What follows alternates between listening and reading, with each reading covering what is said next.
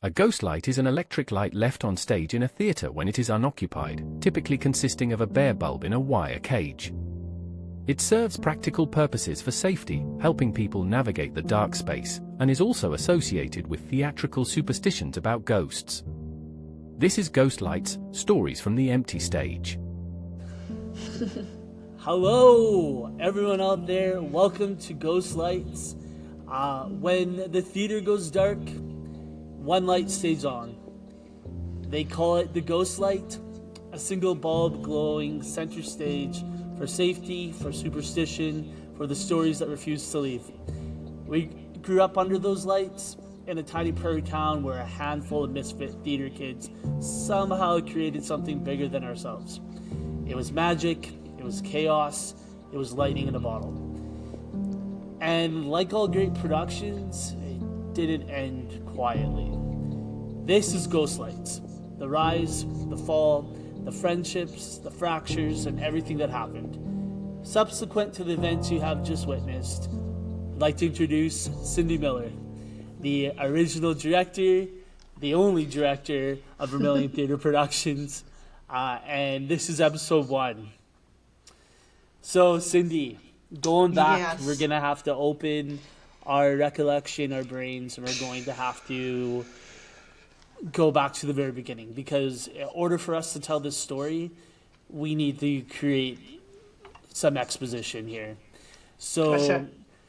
What better way to get started than to talk about why this needed to happen in the first place? So, before this company even existed, what was missing? Well, I think that's kind of two-sided. I think the first thing that was missing would have to come from myself. I want to talk about myself. No, it's important to know that my entire life was revolved around youth, no matter how or what. It always was. And I mean, this goes back far even before my training. Yes, I went to high school like everyone else, and I was in drama, which gave me the bug. Everybody starts that way, right? I mean, everyone's got that same story. And when I decided to go to university, it was back in the day, or maybe it's still that way, I don't know. But people say, oh, well, you can't be an actress because, you got to have something to fall back on, blah, blah, blah, blah, blah. So, I mean, I did what everyone else did. I was like, okay, well, what would I be good at? And so it would be like, well, teaching, because I'd already done that kind of work just as a volunteer, right? But I also had with me a need at a very young age to see that there was a lot of things like anxiety that were happening with people that I went to school with, or people that I was related to, and major social anxiety or fear to speak in public, like all of those things going on. And I wasn't one of those people. Speaking in front of people was not a problem for me. But there was so many that had like serious social anxiety. And that always stuck in me, knowing. And I had a fascination with teenagers and the fact that they needed help. And that was probably from living in a small town where you saw what everybody was up to and all the challenges everybody was facing. So when I made the decision to go into education, I chose special education in the hopes at that time that I could find a way to help youth that struggled, especially with social anxiety. It was my main reason for taking special education and not going the drama teacher route, because I wanted to have like a solid background underneath. Of course, I took drama courses, fine arts courses. What I found out then was that, you're dealing with a bunch of, high school students that love drama and, same thing, wanted to make it on the big stage and make their way in the world. And they were all great people. But we were all young. right? So, I mean, we didn't have experience. It was just this need to get experience, or think you had it and fake your way through it, like whatever it was. So between those drama courses and my special education, I ended up luckily getting a practicum dealing with teenagers that were having mental health issues. And across the board, they were anything from eating disorders to, just depression. At the time, probably not knowing that there was youth struggling with more serious issues, but it was at a time when the Glen Rose Hospital actually had a classroom for kids, like right in the hospital. So if they were having to have an extended stay, they had a classroom to go to, and that's where I got my practicum. And what did I do? I thought, this is what these kids need. They need drama. This is what they need, right? It's funny listening to you say this, because I mean, we grew up in the same town. I'm listening to you. I'm like, wait a minute, are you telling my story? Or are you telling your story? Because I'm like, I almost, except for the special ed, I mean, I did go into education, and I was told the same things growing up from other people, not you, but other people. Of like, you're not going to make it, kid. Like, show business is tough, kid. You're not like you got something, but so does 100,000 other people. And so going to education was one of those things where I was also told not to do it, but I didn't see another way to do what I love to do other than to get in and work with youth, because I've been doing it with you for years, right? So education, I love teaching, but I love the arts, and so how do I weigh one over the other? And although, I mean, I always have those FOMO moments of looking back and thinking, like, what if I really went for it, right? And that stupid comment of people saying, like, teaching is for people that can't do, right? Yes. And that, for me, it was like, this isn't that I can't do it. It's just that I saw it was more rewarding to be able to help other kids go through what I had gone through and give them that space. So when talking about like what was missing in the town, well, I mean, unfortunately, not due to the circumstances as it is, rural small town prairies is not obviously your first go-to when you think of fine arts, right? It's usually athletics. It's having to do with agriculture, with the other things that the land literally gives you, right?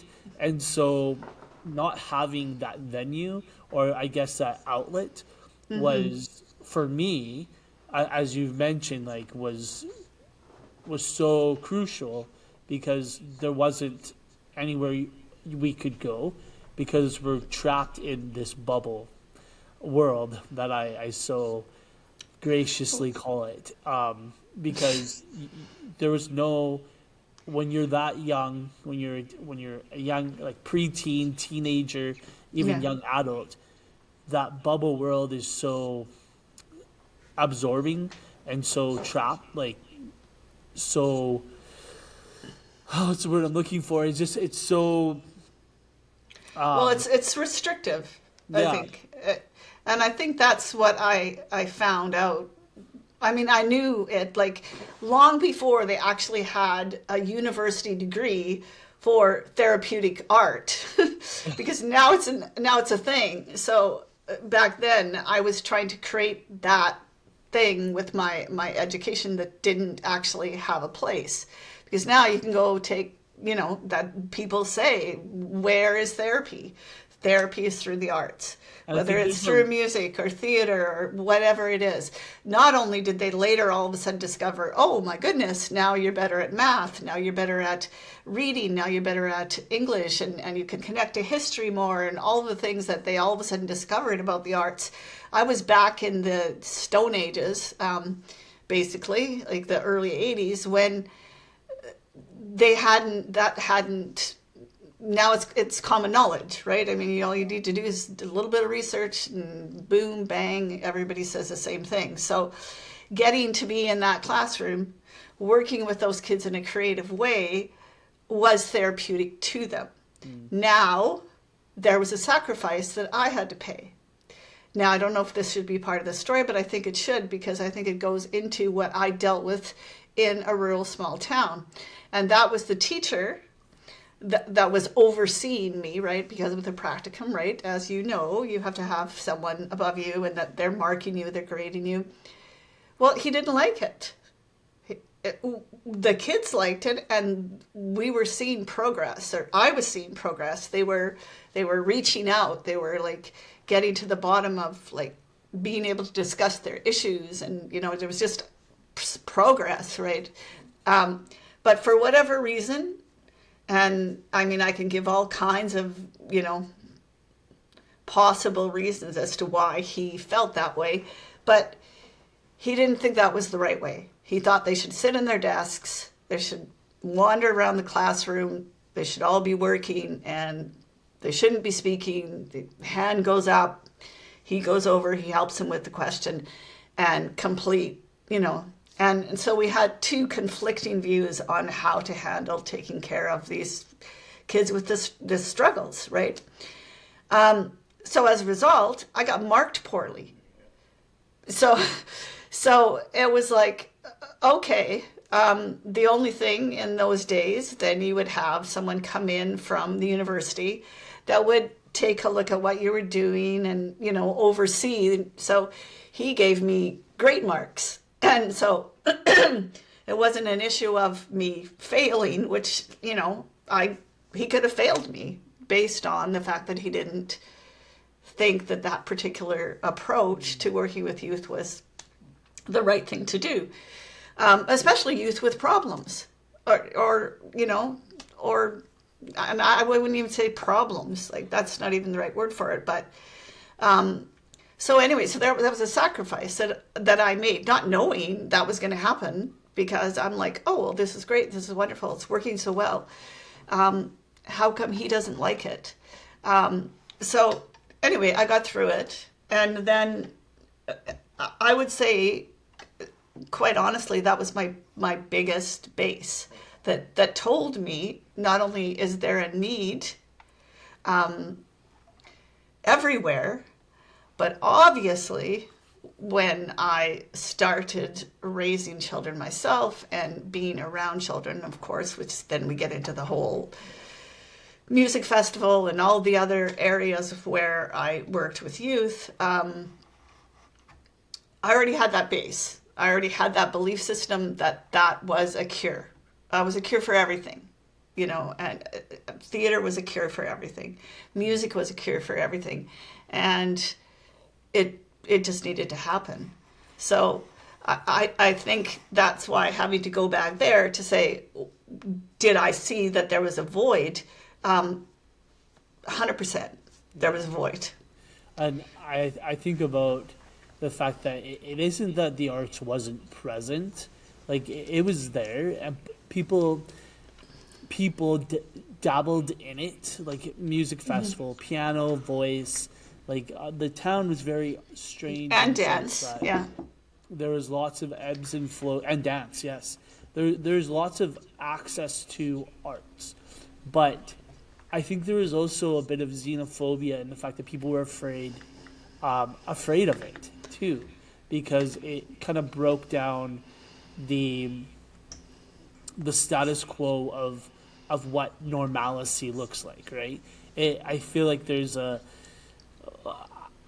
almost like there was a fear that it was too liberal, it was too out there, it was too expressive for a small conservative town.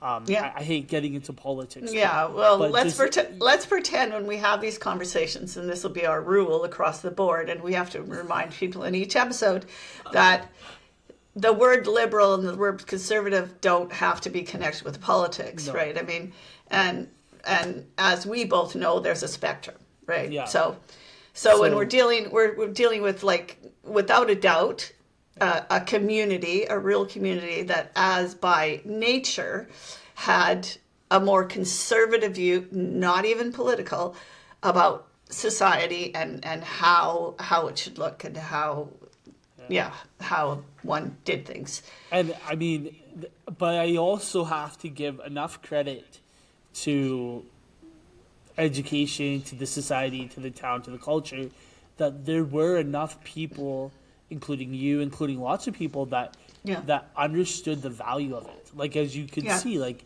it changed lives from your practicum, right? Like, you saw growth, you saw development, and there were enough people in town that said, we can't do without this. Like, it's part of identity.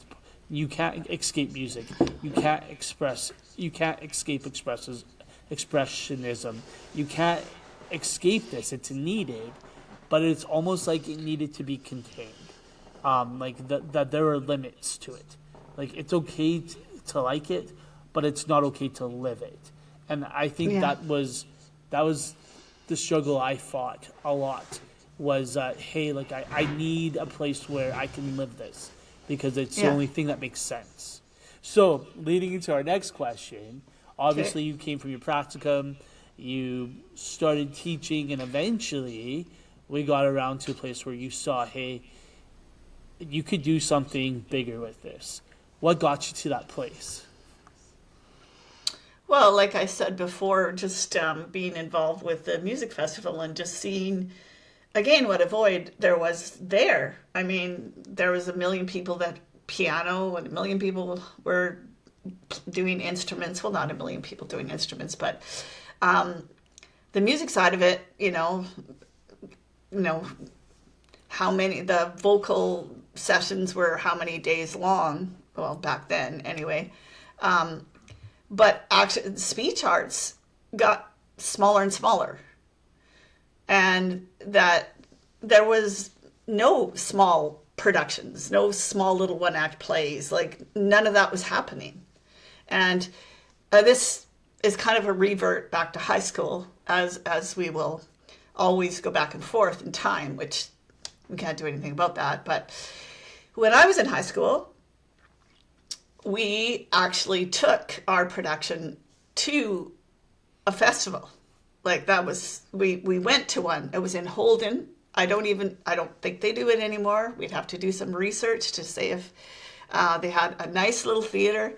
And so they would invite all the schools around. And of course, we decided to go to Holden, Alberta, for this festival. And it was quite long-standing, like, that they had this. And not only would you have, like, workshops, but you would perform your production, and so would everyone else, and you'd have an adjudicator. What? Now, that was one heck of an experience. That was my first experience to be, like, terrified. Holden's not a big place. Like, no, it isn't. You blink and you're past it. Like, yeah. But nice little theater. And so the comical thing is the bigger cities, we were scared of the big cities, right? Because they came in and they seemed to have everything together. And they put on a production that was their own play that they wrote. So they must have had a great teacher that let them, express themselves, right? And we had a really cute one-act play, that when we did it in Vermilion, everybody loved it. But here we are feeling like we're in the big times in Holden, Alberta, which is really funny on so many levels. But scared, because we saw some of the other performances before ours. And we're like, oh my gosh. And so when we got on stage, everything went okay for a while. And then one of my castmates, who was my lead, I was the lead and he was the other lead, my love interest, he forgot a whole chunk of the play. And because I wasn't experienced enough, I didn't know what to do. I didn't know how to get us back. Yeah. It was too much. Like, total panic. Like, I'm like, how? So, of course, I carried on. So there was a whole chunk of the play actually missing, which made the play not even make sense at the end of the day, right? Not only that, like deer in the headlights for me and the other people going, you know, my friend and castmate still maybe can't remember, but he was convinced he didn't make an error. But but for those of us that knew the whole script, I think we've all been there. yeah. So anyway, long story short, when we had the adjudication, a lot of us were like crucified, like by the adjudicator. Some of the other cast members, they had the ability to stay calm and not show it. And they got the praise, which is great because like one of them went on to be a pretty big name, who I'm not gonna say here, unless I got his permission later at a different time. And the other one ended up going and being a drama professor, you know, so they ended up like moving on doing stuff, but they were the two that managed to do what was needed on stage. Now, this is hilarious probably to you because that was something that had to be taught, like through improv and through just all kinds of training. But I didn't have that training and I didn't know what to do except panic on stage. So all that being said, I don't even know what the point was. What was the point? But like, I think the parallel is you lived it, right? You were there. You've gone through it. You've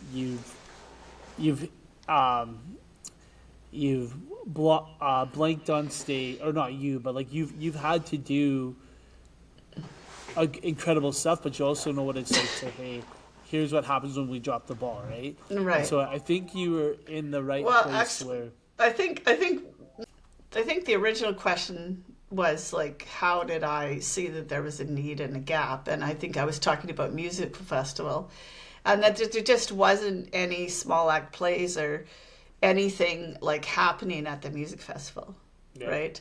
And yes, there was a drama club still at the time going on. Same teacher, we all know that. So it still was going on. So, but that was it. Like nothing else, no adult theater, no children, like nothing. And so I started out working together with youth to put on a couple small acapellas so that there was adjudication, about those kinds of things, about theater, and more speech arts, and just really encouraging people to do speech arts because there's nothing better as a starting point, obviously. Than speech arts. So that's when I would think that I first saw that it was a place that was needed. It was empty, an empty space that needed to be filled. So you went about it. You saw that need, and what was the start for you? Like where were you like, okay, I know this is my vision. This is what you saw that you could do with the experience you had and the expertise and the training. And I mean, I think we need to also say, as we're both educators, we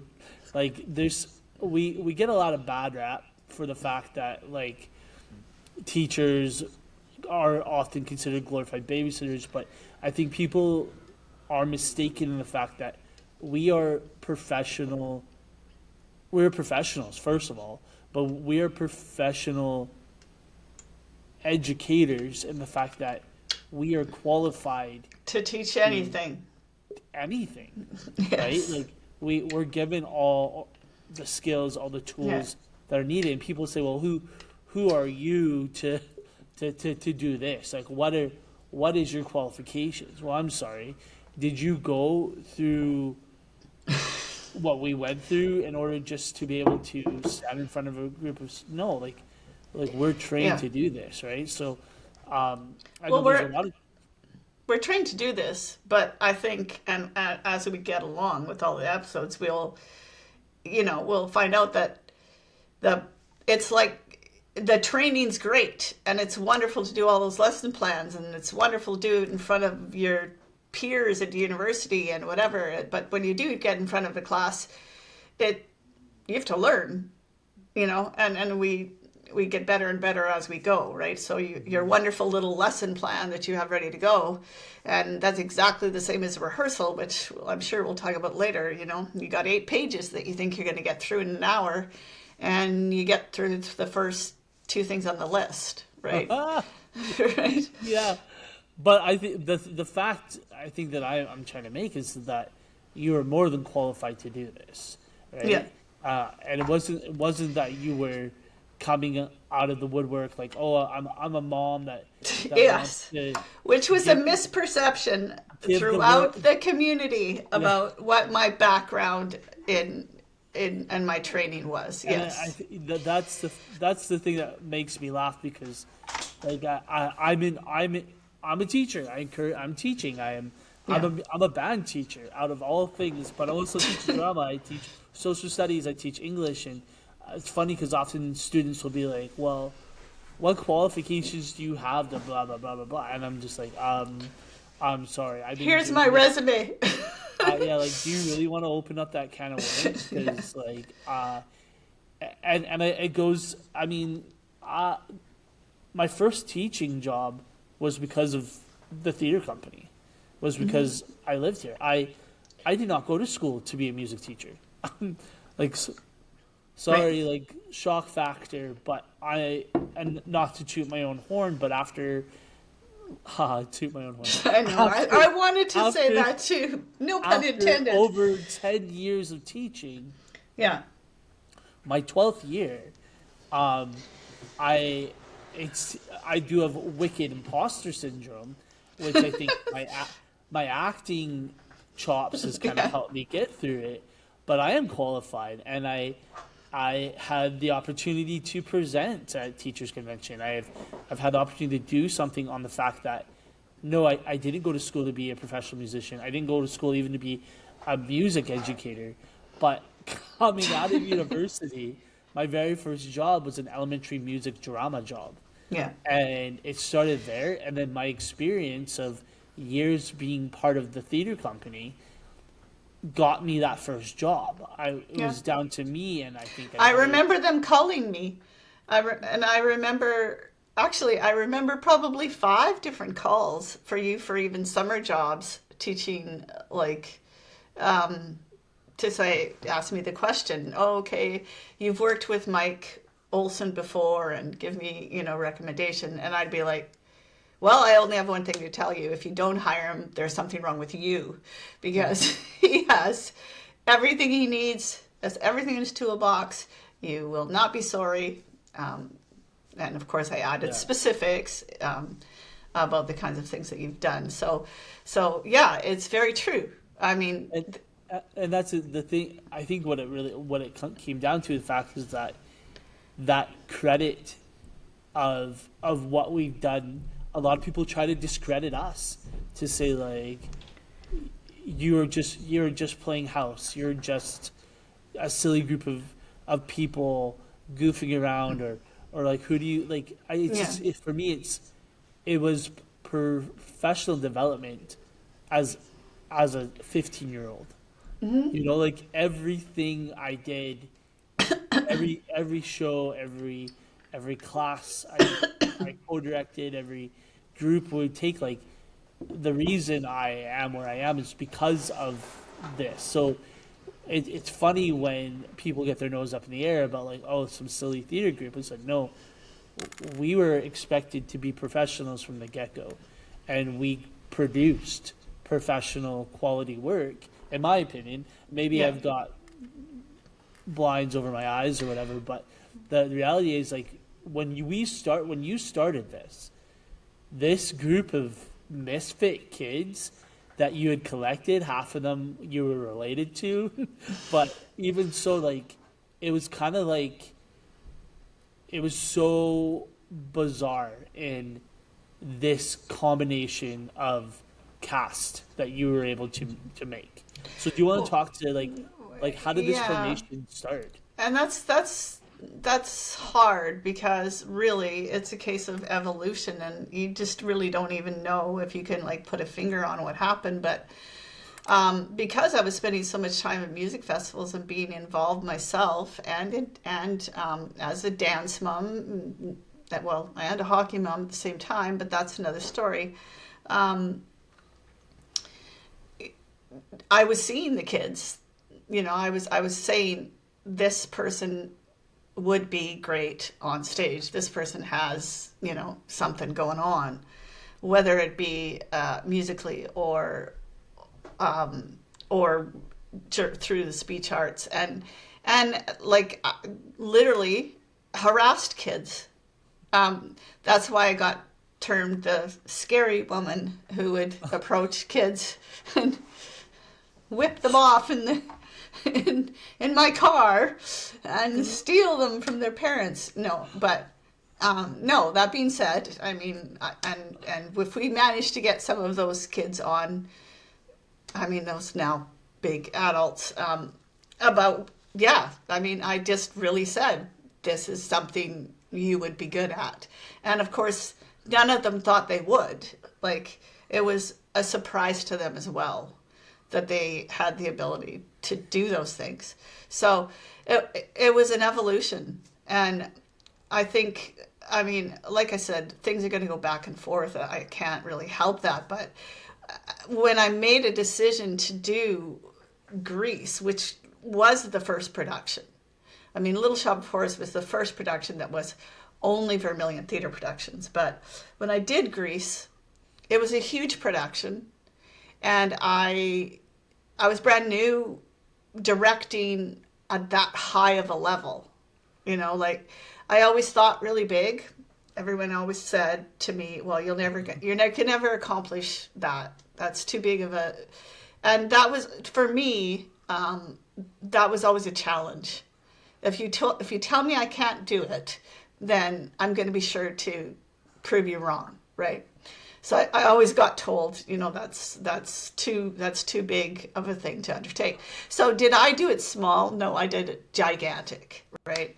So, I mean, we have pictures of Grease and, whatever. I'm sure throughout the time we'll be showing that, and we'll be talking about specifics about Grease. But we had a car on stage. I had to fight with the Lakeland College to get a car on stage to do the entire Grease lightning scene. We had, my first husband's father built a set for me, because at that time I didn't have, the people I ended up with as my set designers, and, I didn't have all of that. But I just got involved with people in the community that were of that age level, and they scanned their closets and they came up with costumes that were from a time period, and the community really got involved. And Mappus was involved with us because they had fizzled out. They didn't have anything going on, so they connected with us, and they had location, they had costumes, and so it was this huge collaboration. And it ended up being like a gigantic production with a lot of youth from different places, right? Yeah. So, I mean, and again, going back to how and why it all happened, there's always the mystical side of things, right? Because when I made the decision I was going to do Grease, I did not know how to get the rights. And so it was like, okay, how do I do this? Well, I got in touch with the Lakeland College at the time, and the lady that was in charge of Lakeland College, I made an appointment with her, and I told her what it was about, and she said, sure, come down and see me. Well, that was on 9/11, the day of 9/11, right? So it's like going to stick in my mind forever, 9/11, 2001, right? And I'm literally walking down the stairs, and I'm seeing on the TV all the planes crashing into the tower. And I just stood there, and I looked at the TV, and I said, life is never going to be the same after this. That was the thought. Well, everyone had that thought, right? But as I'm driving to Lloydminster, it's like driving into change. like this feeling of a driving into change. And so when I went to see her and I said, okay, this is what I want to do, give me a hand.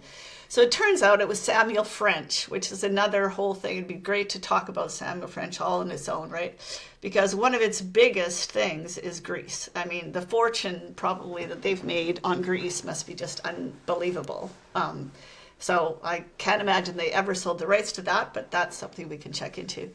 And then we found out that Paul McCartney owned Samuel French, actually, but that was something we found out about a bit later. But So then it was like learning that whole process of, okay, we're going to get the rights to display. How do we do it? And truth be told, from conception, like on 9/11 to actually on stage was almost 2 years. To actually have everything in order, to have the cast, to have everything organized and because we did it in summer because the idea was, or right at the end of school, because the idea was that works perfect for Greece, right? Because it's all about summer holidays, school's out, that whole thing. So it's a perfect timing to do Greece, but it was, there was a lot of people involved. Like, I don't think, if I tried to sit down and give a list of all the people that contributed in the community to that production, I don't think I could do it because there were so many people. And after that, it was like, okay, now what's next? Literally, what's next? So then it became Little Shop. And I did learn along the way, which will be part of the different things that we'll be talking about as well, is that working with all of those cooks on one soup is one heck of a challenge because everybody has their way of doing things. Right? So it was managing all of that. And it was like, okay, I'm not doing that again. I need like a skeleton group of cast that actually are just because not only know what they're doing, but they're reliable. Greece was kind of a melting pot of a bunch of different, like, yes, pulling people from voice teachers, from dance companies, from yes, from MAPIS, from like family. Like, it was kind of my perspective was I was green with envy because I wasn't part of it, right? Because you were in the stage. You were in the audience. I can't even remember how I even got to the show. Like, all I remember is being in the audience. I remember watching it and being like, what on earth is happening? Like, this, like, why is this happening? Why are these people there? And being in a small town, everyone knows everyone, right? Yeah. So I wanted it. I wanted that so badly. And so I remember seeing this being like, whoa. And yeah, like, thinking back now in retrospect, Greece was out of this world. Like, and I don't know if it's just because it was kind of like my eyes were bigger because I was younger and anything bigger and brighter. Maybe my perspective of it would change now with years of like, experience and having seen shows and stuff. But just like, I remember looking at that being like, whoa, like this is incredible, and wanting in on that. And so I think this goes into what you're talking about is, although you had this huge cast and people from everywhere, like I think the evolution to you fine-tuning it to it being the theater company, right? That's where... That's when it became... I mean, I don't know how to say this nicely, but you learn that especially the adults that you're working with, if they don't understand that the goal is the youth, then you can't work with them. And I think that's been the fight for years, just to understand professional theater, community theater. Community theater can be professionally done, but it was always how many times have we had the conversation of what is our purpose? Like, what's the mantra? What's our mission statement in this? It was never, we're going to, of course we wanted to fill seats. Of course we wanted people there. We wanted to give the best work we possibly could. But for you, I think it was so frustrating, and I could see you get really worked up and frustrated when people forget that Really? this isn't about them. This is about the reward. Well, this is about the payoff it's the individual student. Right, the group and it core. had to be, and what ended up happening is, of course, people that know the evolution, was that when the adults started getting involved on stage as well as behind the scenes, what I realized was those adults, they were getting something out of it too. Like they felt that it was therapeutic for them too. Oh, yeah. Right? So it wasn't just about the kids anymore. It was about them, and the people that saw it that way, they were the best people to work with, because they saw it from that perspective, right? Is that this is more important than doing a professional show, although, like, I still maintain, which we will go into, I'm sure, in more depth about how community theater is perceived. But at the end of the day, those people stayed.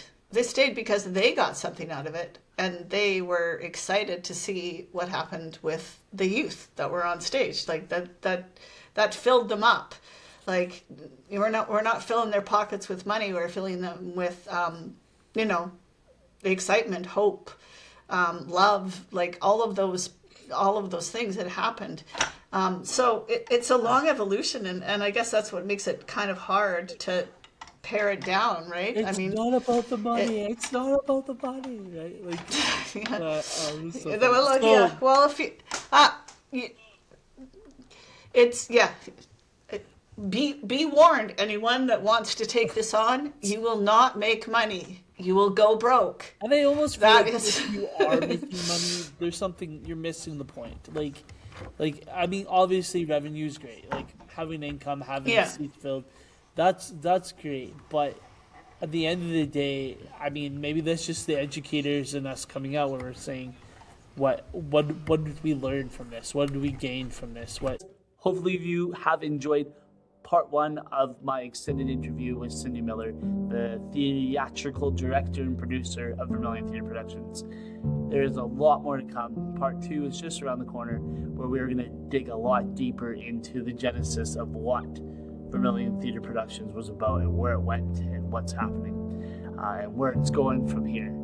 If this story resonates with you, or if you're even part of it, feel free to reach out to me. I'm going to be collecting all the information, all sides of this story, and we're going to uncover the truth. That may be a little scary. That might ruffle some feathers. But it's about time. See you soon.